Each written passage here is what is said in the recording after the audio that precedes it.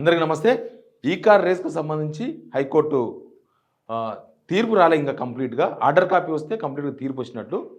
But ఒకటి జరిగింది. కేటీఆర్ ఆ కేస్‌ను, ఆ ఎఫ్ఐఆర్‌ను క్వాష్ చేయాలని అంటే కొట్టేయాలని వేసిన పిటిషన్‌ను డిస్మిస్ చేసింది.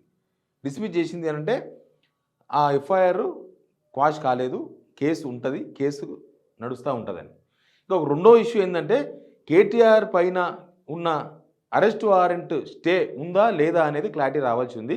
బహుశా హైకోర్టు దగ్గర అడ్వకేట్ మాట్లాడిన దాన్ని బట్టి చూస్తే దాని మీద కూడా స్టే ఎత్తేసినట్లే కదా. క్వాష్ పిటిషన్ కొట్టేసిండ్రు అంటే ఆటోమేటిక్గా ఆయన మీద అరెస్ట్ స్టే కూడా ఎత్తేసినట్లే అనేది హైకోర్టు అడ్వకేట్ చెప్పిన దాన్ని బట్టి మనకు అర్థమవుతుంది.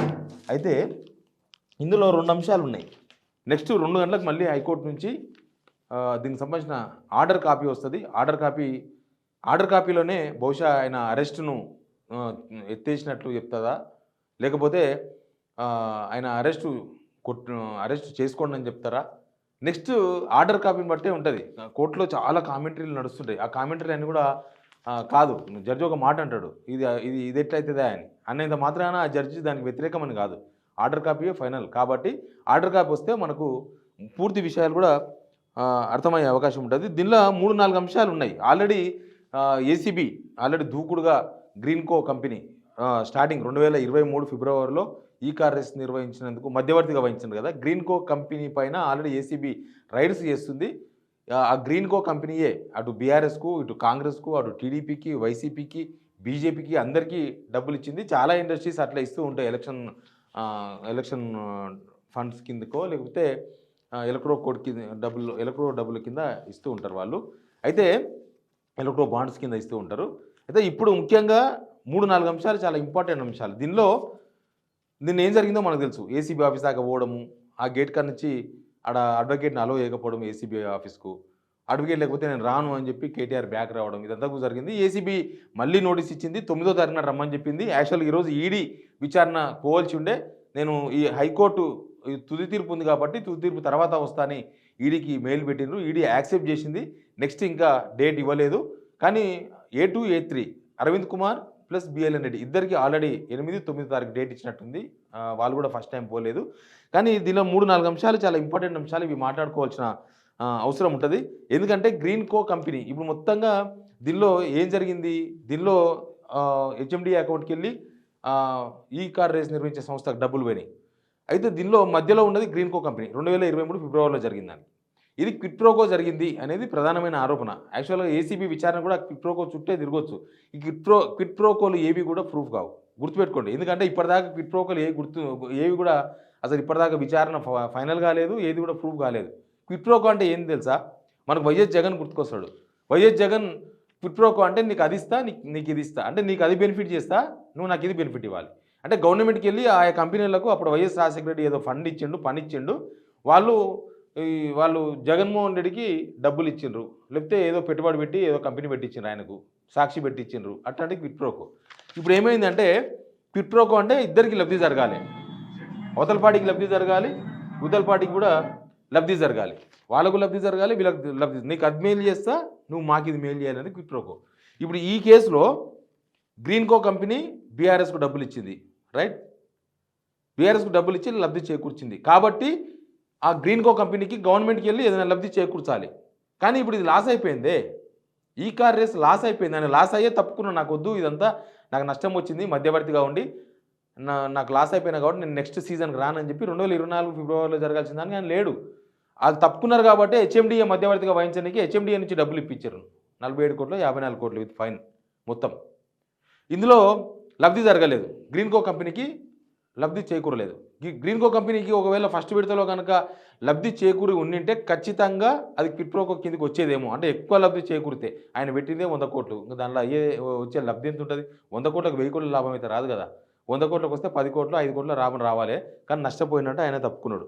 ఇంకోటి ఏంటంటే ఇప్పటి వరకు ఎఫ్ఐఆర్లో ఏసీబీ వాళ్ళు చేసిన ఎఫ్ఐఆర్లో గ్రీన్కో కంపెనీని పార్టీగా చేర్చలేదు. ఈవెన్ డబ్బులు ఎక్కడైతే ఉన్నాయో ఆ డబ్బులు మా దగ్గర ఉన్నాయని గవర్నమెంట్కి లేఖ రాసినరో వాళ్ళ కంపెనీ కూడా, ఆ ఎఫ్ఈబి కంపెనీ కూడా పేరు కూడా ఎఫ్ఐఆర్లో లేదు, ఈ విచారణలో లేదు. ఇక ఇప్పుడు ఒకవేళ దానివల్ల కేటీఆర్ లబ్ధి పొందిండు అనుకుంటే కేటీఆర్కి ఏం డబ్బులు రాలేదు, కేటీఆర్ అకౌంట్కి డబ్బులు రాలేదు. వీళ్ళు ఇఫీబీ కంపెనీకి వాళ్ళు డబ్బులు కొట్టుకున్నారు. ఎవరు? ఆ మధ్యవర్తి గ్రీన్కో కంపెనీ, వాళ్ళకి డీల్ అది, వాళ్ళకి మధ్యవర్తి అది. ప్లస్ ఇక్కడ బీఆర్ఎస్ పార్టీకి డబ్బులు వచ్చినాయి. పార్టీ ఫండ్ వచ్చింది తప్ప కేటీఆర్ అకౌంట్కి డబ్బులు పోలేదు. పార్టీ ఫండ్గా ఈ గ్రీన్కో కంపెనీ డబ్బులు ఇచ్చింది. ఒకవేళ అదే నేరం అనుకుంటే కేటీఆర్ మీద కేసు అయినట్లే, కేటీఆర్ను అరెస్ట్ చేయాలనుకుంటున్నట్లే అక్కడ మల్లికార్జున ఖర్గే 2022 ఎవరున్నారో మరి ప్రెసిడెంట్, 2022 కాంగ్రెస్ ఎవరున్నారో బహుశా వాళ్ళని అరెస్ట్ చేయాల్సి వస్తుంది. ప్లస్ జేపీ నడ్డా మీద కూడా కేసు పెట్టాలి, ఎందుకంటే బీజేపీకి డబ్బులు పోయినాయి. టీడీపీ జాతీయ అధ్యక్షుడు చంద్రబాబు నాయుడు మీద కూడా కేసు పెట్టాలి. ప్లస్ వైఎస్ఆర్సీపీ అధ్యక్షుడు జగన్మోహన్ రెడ్డి మీద కూడా కేసు పెట్టాలి. ఎందుకంటే అది నేరం అయితే, పార్టీలకు ఒక గ్రీన్కో కంపెనీయో ఇంకో కంపెనీయో డబ్బులు ఇవ్వడం నేరం అయితే, అదంతా 2022లో జరిగింది. ఓలా అది నేరం అయితే, తప్పు అయితే అందరి మీద కేసు బుక్ కావాలి, అందరిని అరెస్ట్ చేసి బహుశా లోపల పడేసేయాలి. ఇంకోటి ఏంటంటే నేను ఇంతకుముందు చెప్పినట్లుగా ఈ ఈ ఈ క్విట్ ప్రోకో ప్రూఫ్ కానే కాదు. నేను జగన్ కేసు ఉదాహరణ చెప్పిన, జగన్ కేసు ఒక్కటే కాదు. క్విట్ ప్రోకోలు ఎట్లుంటాయంటే, ఇప్పుడు రేవంత్ రెడ్డి పీసీసీ చీఫ్ పదవి తీసుకోవడానికి 50 కోట్ల రూపాయలు ఇచ్చిండు, ఎవరికో పార్టీ పెద్దలకు ఇచ్చిండు. అది ఆరోపణ. ఎవరు చేసిండ్రు? కోమటిరెడ్డి వెంకటరెడ్డి చేసిండు, కోమటిరెడ్డి రాజగోపాల్ రెడ్డి చేసిండు. అది క్విట్ ప్రోకో. నీకు నేను పైసలు ఇస్తాను, నువ్వు నాకు పదవి ఇవ్వాలి. ఇప్పుడు పొంగులేటి శ్రీనివాసరెడ్డికి మంత్రి పదవి ఎందుకు వచ్చిందని ఎవరిని అడిగితే ఏం చెప్తారు? పొంగులేటి శ్రీనివాసరెడ్డి ఎలక్షన్స్లో బాగా డబ్బులు ఖర్చు పెట్టుకున్నాడు, ఆ బహిరంగ సభలు ఆయన ఖర్చు పెట్టిండు, అన్నీ ఆయన ఖర్చు పెట్టిండు, కాబట్టి ఆయనకు మంత్రి పదవి ఇవ్వాలి. లేకపోతే ఆయన ఏమైనా కాంగ్రెస్ పార్టీకి సేవ చేసిండా, లేకపోతే ఆయన ఏమైనా ఒక 30-40 ఏళ్ళకి వెళ్ళి కాంగ్రెస్లో ఉన్నాడా, లేకపోతే వాళ్ళ ఫ్యామిలీ కాంగ్రెస్కు సేవ చేసిందా, లేకపోతే కాంగ్రెస్ కష్టాల్లో ఉన్నప్పుడు ఏమైనా ఆయన వచ్చిండా? రాలేదు. జస్ట్ ఆయన ఎలక్షన్స్లో డబ్బులు పెట్టిండు కాబట్టి ఆయనకు మంత్రి పదవి ఇవ్వాలి. క్విట్ ప్రోకో అది. కానీ ఎవరు ప్రూవ్ చేయాలి ఆయన డబ్బులు పెట్టినట్టుగా? ఆయన డబ్బులు పెట్టినట్టుగా ఎవరు ప్రూవ్ చేస్తారు? ఎక్కడ దొరుకుతుంది? క్విట్ ప్రోకోలు అంటే ఇవే ఉంటాయి అన్నీ. ఎవరు ఎక్కడిగా రేవంత్ రెడ్డికి పీసీ చీఫ్, రేవంత్ రెడ్డికి ఎందుకు వచ్చింది పీసీ చీఫ్ అప్పుడు అంటే 50 కోట్లు ఇచ్చింది అనుకున్నా. అది ఎవరు ప్రూవ్ చేస్తారు? 50 కోట్లు ఇచ్చినట్టుగా దొరుకుతుందా? అంటే క్విట్ ప్రోకోలు అన్నీ కూడా, క్విట్ ప్రోకో అనేది ఎప్పుడు దాని మీదకి వస్తుంది అంటే, ఏమీ ఆధారం లేనప్పుడు ఏదో ఒక కేసు పెట్టాలనుకుంటారు. దేశంలో చాలా క్విట్ ప్రోకో కేసులు పెట్టారు, ఏ కేసు కూడా ఫైనల్ కాలే, ఏ కేసులో కూడా ఎవరు దోషగా తెలియలే. అది క్విట్ ప్రోకో అంటారు. ఇప్పుడు క్విట్ ప్రోకో కేసు ఒకటే. ఇప్పుడు ఉన్న కేసుల్లో ఇప్పుడు ఈ మొత్తం ఇన్ని రోజులు మనం చూసినాం కదా, 20 తారీఖు, 27 తారీఖు, 31 తారీఖు విచారణ, వీళ్ళ దగ్గర ప్రాథమిక ఆధారాలు కూడా లేవు. ఉంటే కోర్టులో సబ్మిట్ చేసేవాళ్ళు. ఈ క్విట్ ప్రోకో అనేది తీసుకొచ్చారు కదా, మళ్ళీ క్విట్ ప్రోకోను ఎందుకు వీళ్ళు కోర్టులో నిలిచేది కాదు, కోర్టులో వినదు, అసలు కోర్టు వినదు ఈ విషయంలో. ఇది క్విట్ ప్రోకో కిందకి ఎట్లా వస్తుందని అడిగితే సమాధానం ఉండదు వీళ్ళ దగ్గర. క్విట్ ప్రోకో అనేది ఎందుకు కోర్టులో సబ్మిట్ చేయలేదు? సబ్మిట్ చేసి కదా, వాళ్ళకు 2 సార్లు 3 సార్లు విచారణకు అటెండ్ అయినరు, వాళ్ళ కౌంటర్లు వేసిండ్రు, ఎందుకు క్విట్ ప్రోకో విషయాన్ని కోర్టు దృష్టికి తీసుకుపోలేదు? పోనీ ఇప్పటికైనా కోర్టులో క్విట్ ప్రోకో జరిగిందన్న విషయాన్ని చెప్తారా? చెప్పగలరా? చెప్పలేరు.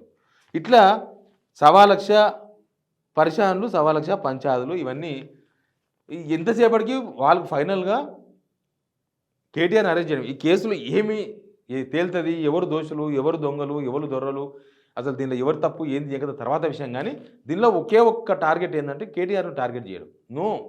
నిన్న పాపమేం కాదు, ఆయన ఎవరు, సిబిఐ జేడీ లక్ష్మీనారాయణ గారు కూడా ఒక టీవీ ఛానల్లో మాట్లాడుతూ అంటున్నారు, అసలు ఏసీబీ ఏ సెక్షన్ల కింద ఆయనను విచారణకు పిలుస్తున్నది, అసలు వాళ్ళు ఇచ్చిన ఇన్విటేషన్ కార్డు లాగా ఉంది తప్ప దానిలో సెక్షన్స్ ఎక్కడ ఉన్నాయని అడిగింది. నిజంగానే ఆ ఇన్విటేషన్లో ఎక్కడ సెక్షన్స్ లేవు. కాబట్టి ఈ కేసులో తేలేదేందో తెలియదు. కానీ కేటీఆర్ అరెస్ట్ అయ్యే వరకు బగబగ మండుతూనే ఉంటుంది. కేటీఆర్ అరెస్ట్ అయిన తర్వాత కూల్ అయిపోతారు. కేటీఆర్ అరెస్ట్ కోసమే నడుస్తుంది ఇది అనేది మనకు వీళ్ళ ప్రొవొకేషన్ చూస్తే అర్థమవుతుంది. కాంగ్రెస్ వాళ్ళ ప్రొవొకేషన్. ఇప్పుడు ఏసీబీ కేసు పెట్టుకున్నది, ఏసీబీ విచారిస్తుంది, ఏసీబీ చూసుకుంటుంది. మధ్యలో కాంగ్రెస్ వాళ్ళు ఎందుకు మాట్లాడుతున్నారు? పొద్దుగాలేసి కాంగ్రెస్ వాళ్ళు కౌంటర్లు ఇస్తూ ఉన్నారు. ఏసీబీ చూసుకుంటారు కదా, మీకేం సంబంధం లేదు కదా, ఏసీబీ కదా కేసు పెట్టింది, కాంగ్రెస్కి ఏం సంబంధం లేదు కదా. మళ్ళీ సోషల్ మీడియా అయింది, మీ ఎమ్మెల్యేలు ఏంది, మీ మినిస్టర్లు ఏంది, వాళ్ళ ఫ్రెండ్స్ కూడా అందుబాటులోకి వచ్చారు. ఇక రాజకీయాలకు సంబంధం లేదు అనుకోనికి ఛాన్స్ లేదు. ఇప్పుడు అసదుద్దీన్ ఓవైసీ ఏమంటున్నాడు? వీడియో చూడండి ఒకసారి. ప్రతి ఒక్క రాజకీయ నాయకుడు జైలుకు పోవాలి, జైలుకు పోతే తప్పే ఉంది, జైలుకు పోయిస్తే అన్నీ తెలుస్తాయి, రేవంత్ రెడ్డి జైలుకు పోయిచ్చాడు, వంట మనిషికి గుర్తుపెట్టుకున్నాడు అని చెప్తాడు. తర్వాత ఇంకో ధర్మపురి అరవింద్ ఏమంటాడు, ఇంకా ఇట్లా కాదు, పోలీసు